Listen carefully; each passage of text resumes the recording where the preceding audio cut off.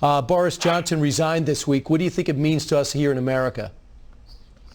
Well, it's a very sad end to a sad political career, frankly. Boris Johnson managed to achieve one thing.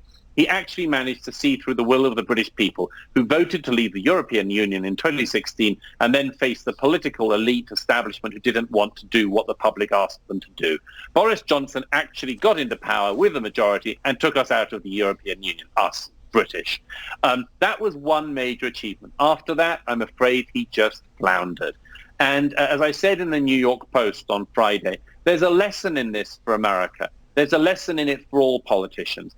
Boris Johnson, in the end, was driven by events. He was wafted hither and thither by events. Ukraine, coronavirus, and he never really got anything done. Gotcha. He oversaw tax hikes under a conservative government. He did almost nothing that was visibly conservative. He went for the sludgy green stuff.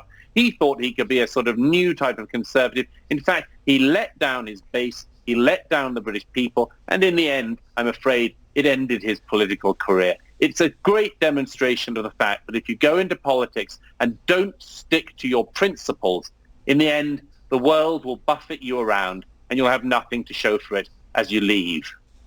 Yeah, and guess who's the happiest? Vladimir Putin. He sees a weak president. Well, sure. He sees a weak president, and Boris Johnson, he called a clown. And one of his ministers this week said, I think we're going to take back Alaska from America. We look weak. The good news is we're not. Exactly. And by the way, let me just remind one other thing.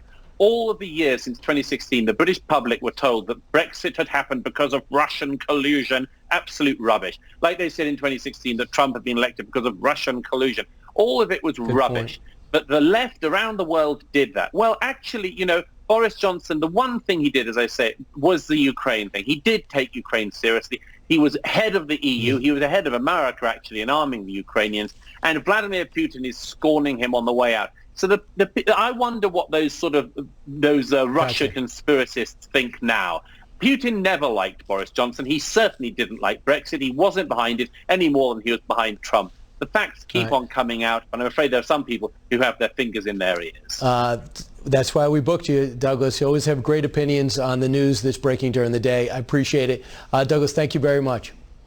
It's a great pleasure, as always. All right. Please subscribe to our channel and comment below.